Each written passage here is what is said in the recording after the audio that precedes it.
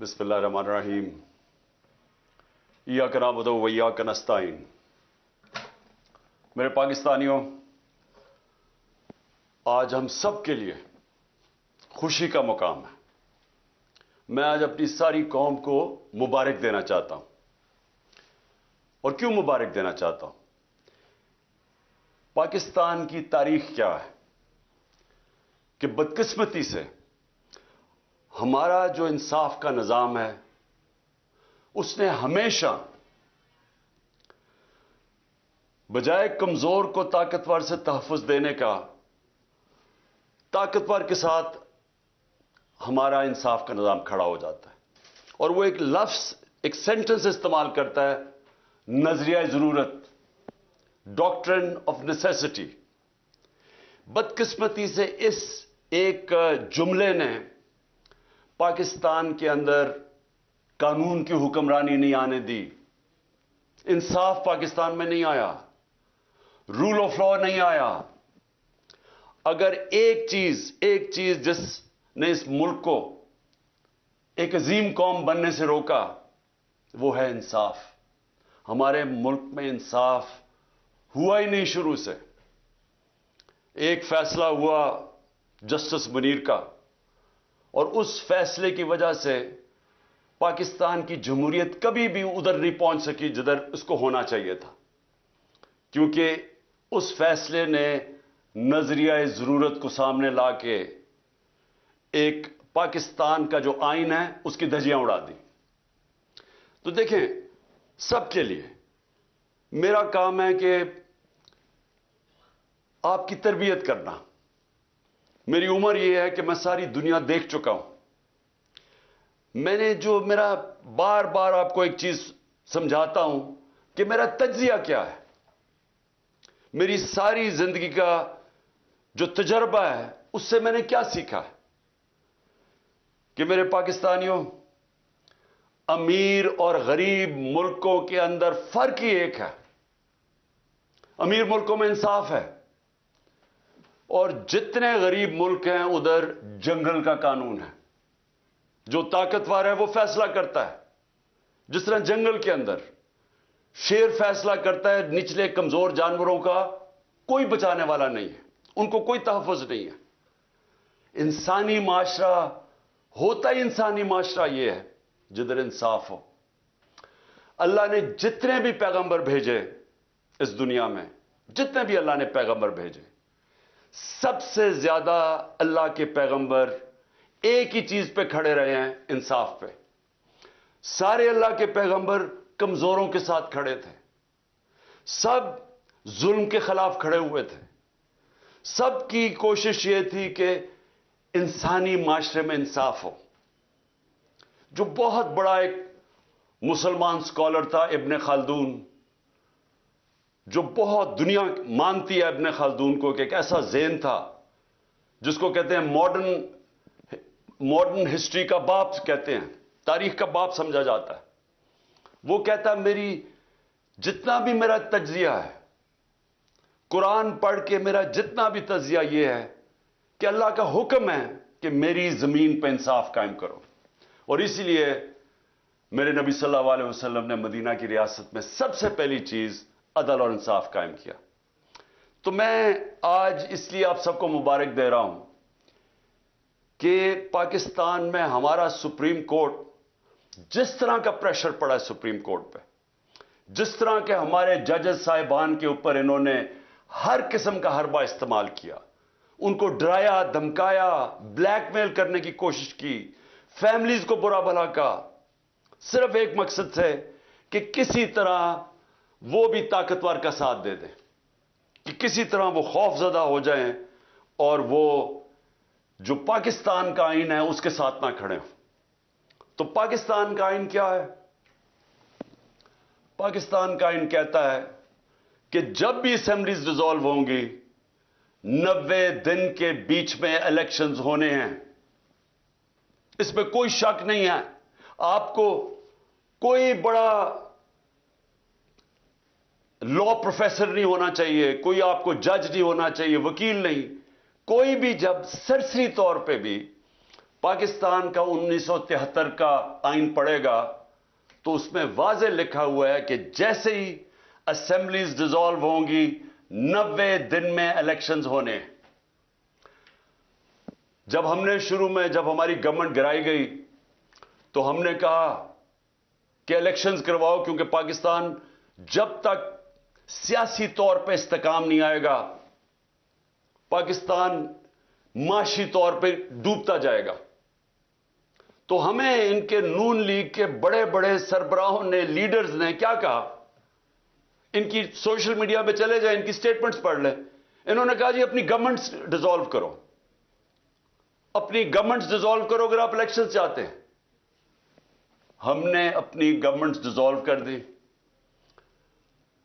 قانون کے ماہرین سے ہم نے پوچھا کہ کیا کوئی گنجائش تو نہیں قانون میں کہ ایک دفعہ گورنمنٹ ہم ڈیزالو کریں گے تو 90 دن کے اندر الیکشنز ہوں گے، کوئی گنجائش تو نہیں اس میں؟ سارے ماہرین نے کہا کہ کوئی گنجائش نہیں. ہم نے اپنی گورنمنٹس ڈیزالو کر دی. اور اب جیسی گورنمنٹس ڈیزالو کی تو وہی نون لیگ کے سربراہ شروع ہو گئے کہ نہیں جی الیکشنز ہونے نہیں ہیں. اور الیکشنز کیوں نہیں ہونے؟ کیوں نہیں ہونے الیکشنز؟ خوف زدہ ہیں، ڈرے ہوئے ہیں، سب کو خوف ہے، کام پہ ٹانگ رہی ہیں کہ اگر 37 بائی الیکشن میں سے 30 ہار گئے ہیں، اسٹیبلشمنٹ ان کے ساتھ، الیکشن کمیشن ان کے ساتھ، حکومتیں ان کے ساتھ 37 میں سے 30 بائی الیکشن ہار چکے، تو ڈرے ہوئے ہیں. جو بھی سروے آتی ہے اس میں اتنا پیچھے رہ گئے ہیں کہ ان کو پتا ہے کہ الیکشن میں ان کی تباہی ہے. تو اپنے آپ کو بچانے کے لیے یہ پاکستان کے آئین کے خلاف جا رہے ہیں کہ کسی طرح یہ بچ جائے. یہی گورنمنٹ تھی. ہمارے خلاف سپریم کورٹ کا فیصلہ آتا ہے آج سے 1 سال پہلے. میں الیکشن اناؤنس کر دیتا ہوں، یہ سپریم کورٹ میں چلے جاتے ہیں. اس سے زیادہ چیز، جمہوری چیز کیا کہ اب عوام کو فیصلہ کرنے دو. جب انہوں نے ہماری گورنمنٹ گرائی، عوام کو فیصلہ کرنے دو. آکشن سے گورنمنٹ نہ بنے کہ آپ ضمیر خریدیں پولیٹیشنز کے، ان کو 20-20 کروڑ روپے دے کے ان کے ضمیر خرید کے گورنمنٹ گرائیں. ہم نے کہا الیکشن کرواؤ، عوام کو سلیکٹ کرنے دو. لیکن یہی جج بیٹھے ہوئے تھے تب، اور انہوں نے فیصلہ کیا کہ نہیں، ہم نے غلط گورنمنٹ گرائی ہے. انہوں نے شہباز شریف کو بحال کروا دیا. اور آج گورنمنٹ اس سپریم کورٹ کے سو موٹو فیصلے کی وجہ سے آج بنی ہوئی ہے. اب آج وہی سپریم کورٹ سو موٹو لیتا ہے اور وہ فیصلہ کرتا ہے 90 دن کا الیکشن. اور اب یہ سارے کھڑے ہو گئے اور اب پارلیمنٹ میں ریزولوشن، کیبنٹ فیصلے کر رہی ہے کہ ہم مانتے نہیں ہیں سپریم کورٹ کا فیصلہ. جب فیصلہ ہمارے ساتھ ہے تو ٹھیک ہے، جب سپریم کورٹ ہمارے خلاف فیصلہ کرے تو ان کے بچوں کو، ان کو، فیملیز کو برا بھلا کہو، بلیک میل کرو. یہ مافیاز ہیں. ان کو ایک سپریم کورٹ کے جج نے بالکل ٹھیک کہا تھا، سسلین مافیا ہے.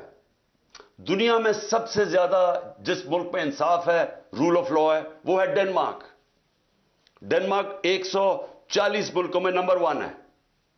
پاکستان 140 ملکوں میں 129 نمبر پہ ہے. وہی ڈنمارک، اس ڈنمارک کے اندر اوسط آمدنی، یعنی ایک ایوریج آمدنی اس ملک میں وہ کتنی ہے؟ $66,600. پاکستان میں اوسط آمدنی $1,600 پہ ہے. ہمارے پاس وسائل مقابلہ ہی نہیں آپ کر سکتے ڈنمارک کے مقابلے میں جو ہمارے ملک میں وسائل ہیں. لیکن ادھر دیکھیں خوشحالی اور ہمارا حال دیکھیں. تو اس پاکستان کے اندر یہ جو سپریم کورٹ کا فیصلہ آیا، یہ اس لیے خوش آئین ہے کہ ہم اس طرف جا رہے ہیں، قانون کی حکمرانی کی طرف. اور یہ جو مافیا ہے یہ اب پوری طرح کھڑا ہوا ہے کہ نہیں جی، کیونکہ فیصلہ ہمیں پسند نہیں ہے، کیونکہ الیکشنز میں ہمیں شکست ہوگی، لہذا ہم آئین کے خلاف جانے کے لیے تیار ہیں، لیکن ہم سپریم کورٹ کا فیصلہ نہیں مانیں گے، ہم آئین پہ نہیں چلیں گے۔ جو چاہتے ہیں مارشل لاء لگے، ان کو پاکستان کی کوئی فکر نہیں ہے۔ یہ اور دوسرا جو لندن میں بیٹھا ہے، ان کا کوئی سٹیک پاکستان میں نہیں ہے۔ ان کا مقصد ایک ہے کہ کسی طرح ان کا جو این آر او انہوں نے لیا ہے، جو انہوں نے چوری کی 30 سال سے دولت بنائی ہے، وہ کسی طرح بچ جائے۔ ان کا انٹرسٹ وہ بچانا ہے۔ پہلے این آر او کیسے لینا ہے اور پھر این آر او کو بچانا کیسے ہے۔ ان کا سٹیک یعنی کہ اس میں پاکستان کو کیا نقصان ہوتا ہے، مارشل لاء لگ جاتا ہے، یا پاکستان کا آئین تباہ ہوتا ہے، یا پاکستان کی سارے نظام تباہ کر دیتے ہیں، تاکہ پاکستان کی پارلیمنٹ کی حیثیت ختم ہو جاتی ہے۔ جب اپوزیشن ہی نہیں ہے تو پارلیمنٹ کی تو حیثیت ختم ہو گئی۔ پاکستان کا ایف آئی اے جو ادارے ہیں، ایف آئی اے ہے، نیب ہے، وہ ختم کر دی ہیں، کیونکہ ان کو اپنے آدمی بٹھا کے تو ان سے غلط کام کروا رہے ہیں۔ اپنا بنایا ہوا نیب کا ہیڈ وہ کہتا ہے کہ میں ان کے غلط کام کرنے کے لیے نہیں تیار۔ ان کا اپنا آدمی تھا، وہ چھوڑ گیا۔ ان کی جو کوششیں ہیں، وہ میں جو نقصان پہنچانے والی کوششیں پاکستان کی، وہ آپ کے سامنے لانا چاہتا ہوں۔ سب سے پہلے تو یہ کہ سپریم کورٹ کی تقسیم کر رہے ہیں، کوشش کر رہے ہیں کہ سپریم کورٹ کے اندر دراڑ پڑ جائے تاکہ ان کو فائدہ ہو جائے، ملک کو فائدہ نہیں، ان کو فائدہ ہو جائے۔ یہی جب 99 کے اندر ہوا تھا، جسٹس سجاد علی شاہ کا جو سپریم کورٹ کو انہوں نے اٹیک کیا تھا، تب بھی انہوں نے سپریم کورٹ کو تقسیم کیا، اس لیے کہ ایک چیف جسٹس فیصلہ کر رہا تھا نواز شریف کے کنٹیمپٹ کیس پہ۔ اس چیف جسٹس کو ڈنڈوں سے پہلے بھگایا اور پھر رشوت دے کے اس کو چیف جسٹس کو فارغ کیا۔ جو بھی ہمارے خلاف ہوتا ہے، پولیس جب ہمارے خلاف کارروائی کرتی ہے تو پولیس والوں سے پوچھتے ہیں، وہ کہتے ہیں جی ہمیں پیچھے سے حکم آیا ہے۔ میری جو جے آئی ٹی بنی، جنہوں نے مجھے قتل کرنے کی کوشش کی، جے آئی ٹی کا جب ریکارڈ ختم کر رہے تھے، جب جے آئی ٹی کی جو فائنڈنگز تھی اس کو ختم کر رہے تھے، تو جب ان سے پوچھے، وہ کہ جی ہمیں ادھر سے اوپر سے حکم آیا ہے۔ جو میرے گھر کے اوپر حملہ ہوا، وہ کہتے جی پیچھے سے حکم آیا ہے۔ جو جوڈیشل کمپلیکس میں میرے اوپر پوری طرح تیار کیا ہوا تھا مارنے کا یا جو بھی پکڑ کے لے جانے اغوا کرنے کا، ان سے پوچھا، انہوں نے کہا جی پیچھے نامعلوم افراد تھے۔ جو بھی ہو رہا ہے اس وقت، کیسز ہیں 143 کیسز میرے اوپر، وہ کہتے ہیں جی پیچھے سے ہے۔ تو یہ جان کے کیا جا رہا ہے، اپنے آپ کو بچانے کے لیے ملک کو تقسیم کیا جا رہا ہے۔ ان کی جو دولت ہے وہ ڈالرز میں، ان کے تو 35 روپے کا اضافہ ہو گیا، قوم غریب ہو گئی، یہ ان کو فائدہ ہے۔ تو ان کا کیا انٹرسٹ ہے پاکستان میں؟ اس طرح ہی جو ہماری معاشی حالات ہیں، کبھی پاکستان میں مجھے تو نہیں یاد کہ لوگ آٹے کی لائنوں پہ کھڑے ہیں۔ 20 سے زیادہ اوپر اموات ہو چکی ہیں لوگوں کی آٹوں کی لائنوں کے اندر۔ اس طرح یعنی آٹا بھی اگر ڈسٹریبیوٹ کرنا تھا تو اس طرح لوگوں کو ذلیل کر کے کرنا تھا۔ کورونا کے دوران 14,000 روپیہ ہم نے دیا خواتین کو۔ آپ ابھی سے تصویریں دیکھ لیں، ان کو اسکولوں میں بلاتے تھے، باعزت طریقے سے ان کو بٹھاتے تھے، بینک وہاں بیٹھا ہوا تھا، ادھر سے ان کو کیش دیتے تھے، نہ کوئی لڑائی، نہ کچھ، نہ جھگڑا، وہ عزت سے آتے تھے، عزت سے جاتے تھے۔ یہ تو لوگوں کو ذلیل کرنا ہے، اور اس سے کیا ٹھیک ہو جائے گا حالات؟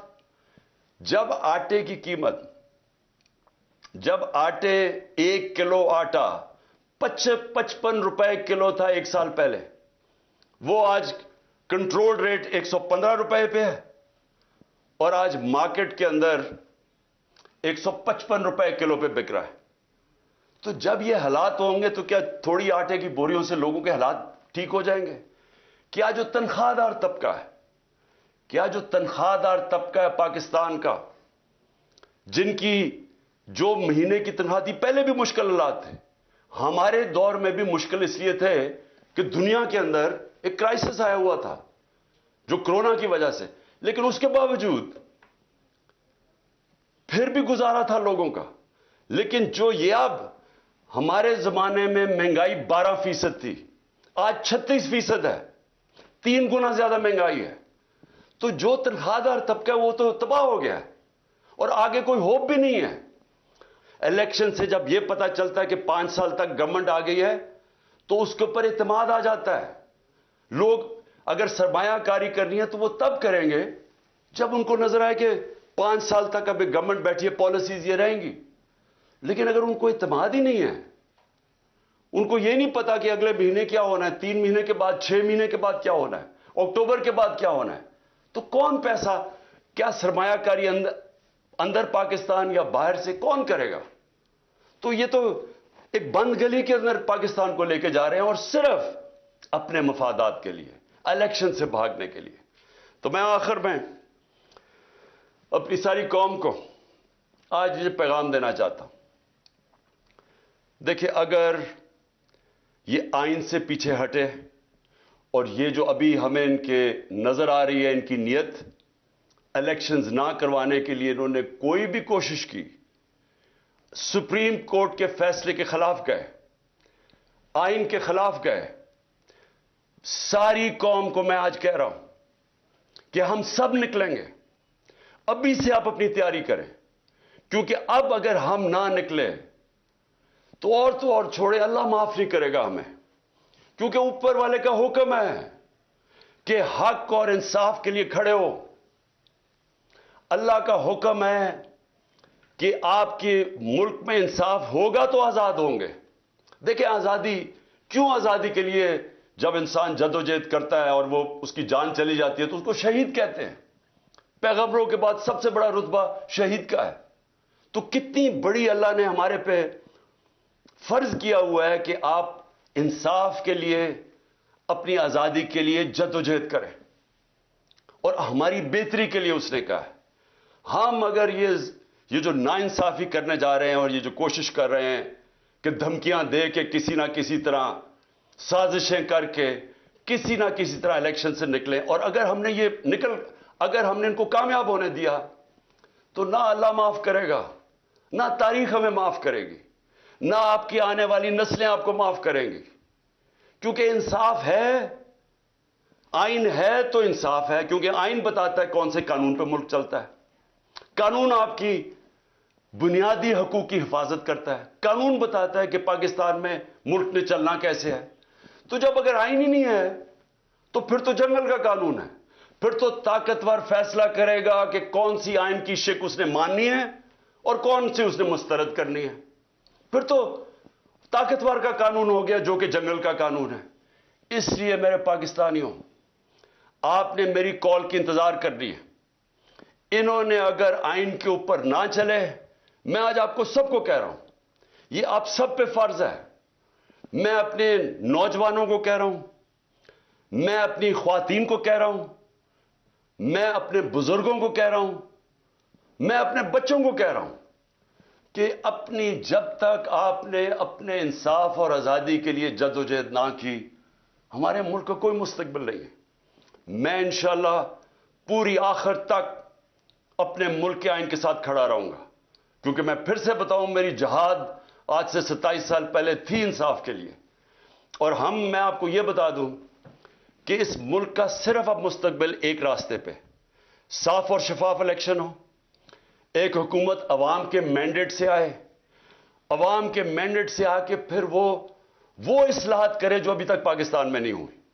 کیسے جوڈیشل ریفارمز ہوں, governance reforms, civil service reforms, ہماری گورنمنٹ کارپوریشن جو اتنا نقصان کر رہی ہیں ان کو ریفارم کریں, ہم رول آف لا قائم کریں, ہم سب کو طاقتور کو قانون کے نیچے لے کے آئیں.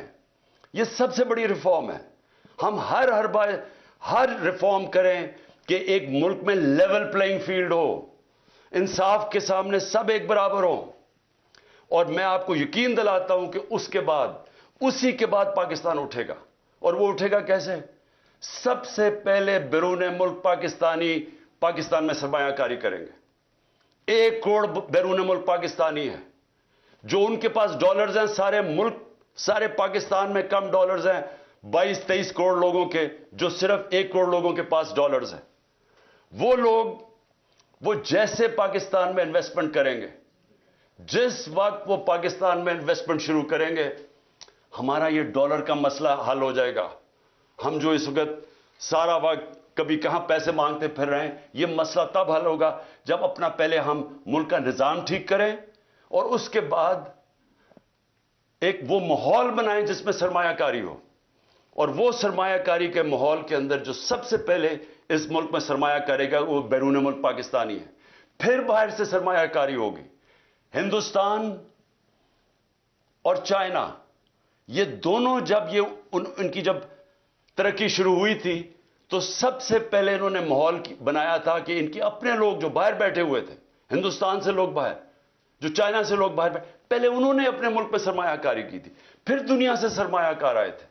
ہمارا اس وقت سب سے بڑا مسئلہ یہ ہے کہ 140 ملکوں میں سے پاکستان کا رول آف لا یعنی انصاف کے نظام میں ہم 129 ہیں. جب ہم 129 رہیں گے تو یہاں سرمایہ کاری کوئی نہیں کرنے لگا. وہی پاکستانی جا کے دبئی میں پراپرٹی لے لیتے ہیں، وہی پاکستانی بزنسز دبئی میں کرتے ہیں، امریکہ، انگلینڈ، یورپ چلے جاتے ہیں. صرف 20,000 پاکستانیوں نے دبئی میں 10.4 ارب ڈالر کی پراپرٹی خریدی ہوئی ہے. صرف 20,000 پاکستانیوں نے 10.4 ارب ڈالر. آئی ایم ایف سے ہم 6 ارب ڈالر کے پیچھے اب ہر چیز ماننے کے لیے تیار ہے. اور امریکہ کے اندر صرف 16,000 جو پاکستانی امریکن ڈاکٹرز ہیں ان کی نیٹ ورتھ 200 ارب ڈالر ہے. وہاں لاکھوں پاکستانی ڈاکٹرز ہیں، اب پاکستانی ہیں، Pakistani American. 10 top Pakistani American businessman ان کی ورتھ 25 ارب ڈالر ہے. تو ہمارے ملک میں امیر ہمارے پاکستانی امیر ترین ہیں، باہر ہیں پاکستان سے، یہاں بھی امیر ترین لوگ ہیں. لیکن جب تک وہ ماحول نہیں بنے گا سرمایہ کاری کا، پاکستان میں انویسٹمنٹ نہیں آئے گی. اور جب تک انویسٹمنٹ نہیں آئے گی ہم اسی طرح پھنسے رہیں گے. ہم اسی طرح پھنسے رہیں گے جو آج ہم کبھی کہاں پیسے مانگتے ہیں اور کبھی کسی کو سے جا کے بھیک مانگتے ہیں اور اپنی عزت بھی کھو بیٹھتے ہیں. خوددار وہ خوددار ملک جو کہ علامہ اقبال کی سوچ تھی، جو قائد اعظم ہمارے خوددار لیڈر تھے، وہ بنانے کے لیے سب سے پہلا قدم رول آف لا ہے، قانون کی حکمرانی ہے. میں آخر میں یہ آپ کو بتا دوں کہ ہم سب الیکشن کی تیاری کر رہے ہیں. ہم نے اپنی الیکشن کی تیاری شروع کر دی ہے. کل سے میں جتنے بھی اپنے آہستہ آہستہ سب جو ٹکٹ کے ایسپیرنٹس ہیں، جو کینڈیڈیٹس ہیں، ان کے کل سے میں انٹرویو شروع کرنے لگا ہوں. اور انشاءاللہ 10 دنوں تک میں پورے ٹکٹس فائنلائز کر لوں گا، کیونکہ ہم پوری الیکشن کی تیاری کر رہے ہیں. اور اپنی قوم کو بھی میں کہتا ہوں آپ نے بھی پورا الیکشن کی تیاری کرنی ہے. اور ہم نے کسی صورت کوئی بھی انہوں نے کوشش کی الیکشن سے بھاگنے کی، ہم ساری قوم ان کو بھاگنے نہیں دے گی.